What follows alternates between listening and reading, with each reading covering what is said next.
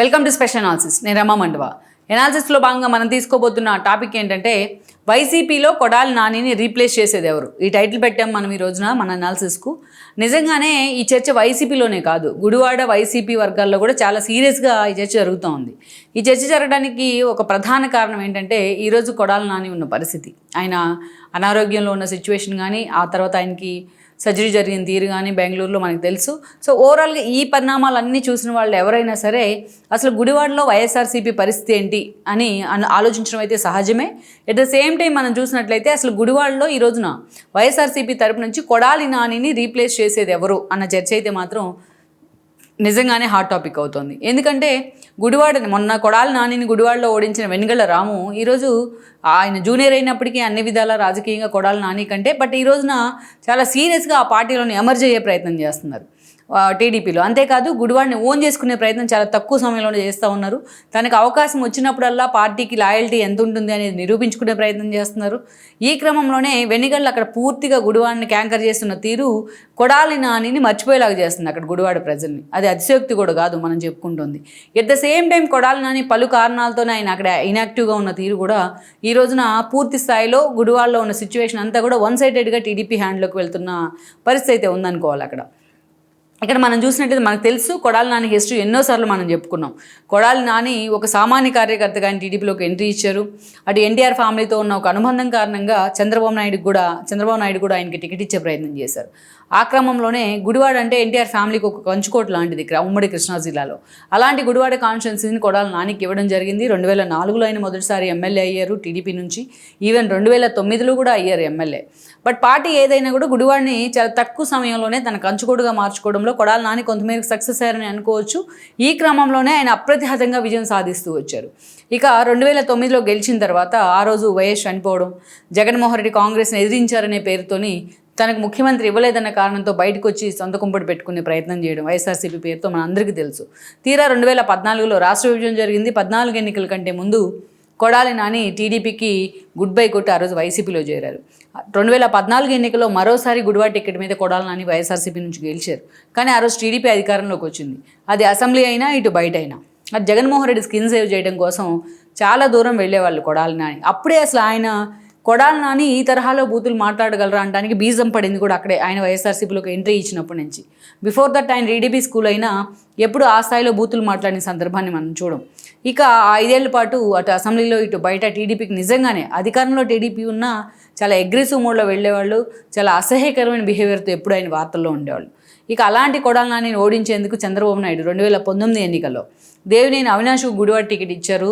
రావి ఫ్యామిలీ దగ్గర నుంచి పిన్నంనేని ఫ్యామిలీ దాకా అందరినీ కన్విన్స్ చేసి ఒప్పించి మరీ ఇచ్చారు. అయినా ఆయన చేతిలో అవినాష్ ఓడిపోవడం జరిగింది. అటు కొడాలి నాని 4వసారి గెలిచారు. ఇంకోవైపు జగన్మోహన్ రెడ్డి 151 సీట్లతో అధికారంలోకి వచ్చారు, ముఖ్యమంత్రి అయ్యారు. ఇక ఫస్ట్ క్యాబినెట్లోనే కొడాలి నానికి సివిల్ సప్లైస్ శాఖ మంత్రిగా అవకాశం దక్కింది. ఇక్కడ మనం చూసుకున్నట్లయితే ఇన్ని అవకాశాలు ఉన్నాయి కొడాలి నానికి. ఏమీ లేనప్పుడే ఆ స్థాయిలో విరుచుకుపడేవాళ్ళు ఆయన టీడీపీ మీద. ఇక ఒక క్వశ్చన్లోకి ఆయన వచ్చేసిన తర్వాత చంద్రబాబు నాయుడు, లోకేష్ పేరెత్తితేనే మండిపడేవాళ్ళు. సరే అంతవరకు ఆగేరా విమర్శలతో అంటే అంతవరకు ఆగితే ఆయన కొడాలి నానినే కాదు, ఒక బూతులను మాట్లాడే విధంగా చాలా అసహ్యకరంగా బూతులను ఎండార్స్ చేసే విధంగా ఆయన బిహేవ్ చేసిన తీరు అసలు ఆయనకి ఫ్యామిలీలో ఒక అడ్డుకట్టు వేసే వాళ్ళే లేకుండా పోయారా అన్న చర్చ కూడా జరిగేది.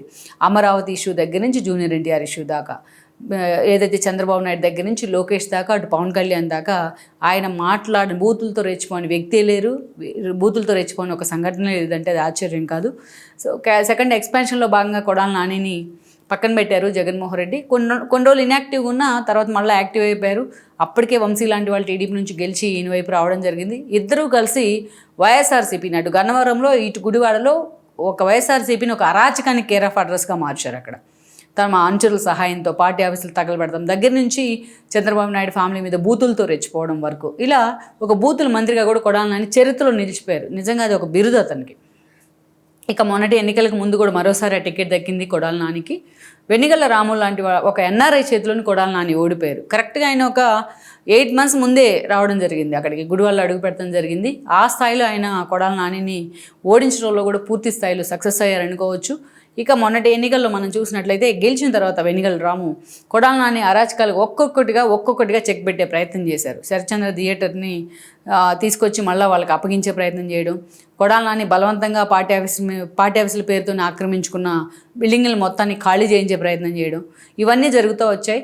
గెలిస్తే చంద్రబాబు నాయుడు బూట్లు పాలిష్ చేస్తాను ఆయన సీఎం అయితే అని చెప్పిన కొడాలి నాని ఇంటి ముందు ఏకంగా టీడీపీ నేతలు ఫ్లెక్సీలు పెట్టే పరిస్థితి వచ్చింది. నిన్నటి వరకు ఎగిరెగిరి పడ్డ కొడాలి నాని ఈ రోజున బయటకు వచ్చి మమ్మల్ని టార్గెట్ చేస్తున్నారు టీడీపీ నేతలు అంటూ కూడా ఏడుస్తూ మాట్లాడిన పరిస్థితి. ఇలాంటి సిచ్యువేషన్లో ఆయనకి ఇటీవలే హార్ట్ స్ట్రోక్ రావడం, ఆయన చాలా ఎమర్జెన్సీతో ఏజీ హాస్పిటల్కి వెళ్ళడం, అక్కడి నుంచి చాలా సీరియస్ క్రిటికల్ కండిషన్లో బెంగళూరు వెళ్ళడం, ఈరోజు సర్జరీ జరగడం అంతా జరిగింది. అయితే కొడాలి నాని మీద చాలా కేసులు ఉన్నాయి. ఆయన రెస్ట్లో ఉన్నారు ప్రజెంట్. ఆయన మీద చాలా కేసులు ఉన్నాయి. సివిల్ సప్లైకి సంబంధించి బియ్యం మాయం కేసులో కొడాలి నాని కీలకంగా ఉన్నారు. అంతేకాదు ఆయన బూత్ పంచాంగం మీద వైఎస్ఆర్సీపీలో ఉండి ఆయన మాట్లాడిన మాటల మీద టీడీపీ శ్రేణులు వైజాగ్ నుంచి కూడా ఆయన మీద కేసులు పెడతాం జరిగింది. సో ఆ కేసులు కూడా వంశీ తరహాలో ఉన్నాయి, ఆయన వెంటాడుతూ ఉన్నాయి. రేపో మాపో ఆయన కనుక ఈరోజు హాస్పిటల్లో బెడ్ మీద ఉండకపోతే ఎప్పుడూ అరెస్ట్ అయ్యి ఉండేవాళ్ళే కొడాలి నాని కూడా. అందులో ఎవరికి కూడా సందేహం లేదు. ఎస్పెషల్లీ బియ్యం మాయం కేసులోనే, సివిల్ సప్లై శాఖ సంబంధించిన కేసులోనే. సో ఇలాంటి సిచ్యువేషన్లో ఈ రోజున ఇక కొడాలి నాని ఎప్పుడైతే అసలు మామూలుగానే ఓడిపోయిన తర్వాత ఇన్యాక్టివ్ అయ్యారు ఆయన. ఇక ఈరోజు అనారోగ్యం పేరుతో ఆయన పూర్తిగా గుడివాడను వదిలేసి బెంగళూరుకే పరిమితం అయ్యారు. సో ఇక్కడ గుడివాడలో మనం చూస్తే వైఎస్ఆర్సీపీకి సంబంధించి మొత్తం నో యాక్టివిటీ అని చెప్పుకోవాలి. అంత సీరియస్గా అక్కడ ఎవరు కూడా ఇన్వాల్వ్ అవుతున్న పరిస్థితి లేదు. గతంలో మనం చూస్తే గతంలో మనం చూసినట్లయితే కొడాలి నానికి ప్రధానంగా ఆయన కుడిభుజంగా ఉన్న అనుచరులు కొంచెం ఆయన ఉన్నా లేకపోయినా అక్కడ ఫాలోఅప్ చేస్తూ ఉండేవాళ్ళు. ఈరోజు పార్టీ ఓడిపోయిన పరిస్థితుల్లో గుడివాడలో వైఎస్ఆర్సీపీ జీరోగా మిగులుతున్న సిచ్యువేషన్ అయితే ఉంది. అసలు మొత్తంగా అక్కడ పార్టీని లీడ్ చేసే ఒక వ్యక్తి అయితే అక్కడ లైమ్లైట్లో లేకపోవడం ఒక వింతనే చెప్పుకోవాలి. మరి ఇక్కడ జగన్మోహన్ రెడ్డి ఒక ఆప్షన్ కోసం అయితే ఎదురు చూస్తూ ఉన్నారు. ఇప్పటికీ కూడా పూర్తి స్థాయిలో జగన్మోహన్ రెడ్డికి అక్కడ ఒక అభ్యర్థి అయితే కొడాలి నాని వచ్చే వరకైనా పెడదామంటే కూడా ఒక ఆప్షన్ కనిపించట్లా. ఆ మధ్యకాలంలో కొడాలి నాని తన బ్రదర్ కొడుకుని తన వారసుడిగా ప్రకటించే ప్రయత్నం కూడా చేశారు తన అనారోగ్య కారణాల దృష్ట్యా. బట్ ఆ విషయంలో అయితే మనకు పూర్తి స్థాయిలో క్లారిటీ అయితే లేనప్పటికీ అక్కడ గుడివాడలో. బట్ ఎవరో ఒకరిని చాలా సాలిడ్ పర్సనాలిటీని అక్కడ ఇన్ఛార్జిగా నియమించాలి, సమన్వయకర్తగా అని చెప్పి కూడా జగన్మోహన్ రెడ్డి ఆలోచన చేస్తున్నారు. మరి లెట్స్ ఈ విషయంలో కొడాలి నాని సలహా తీసుకునే ప్రయత్నం చేస్తారా జగన్మోహన్ రెడ్డి, లేకుంటే తన ఓన్గా మోనోపొలీగా అక్కడ నిర్ణయం తీసుకునే ప్రయత్నం చేస్తారన్నది కూడా మనం చూడాల్సి ఉంది. ఈ వీడియో మీకు నచ్చినట్లయితే please share, like and subscribe.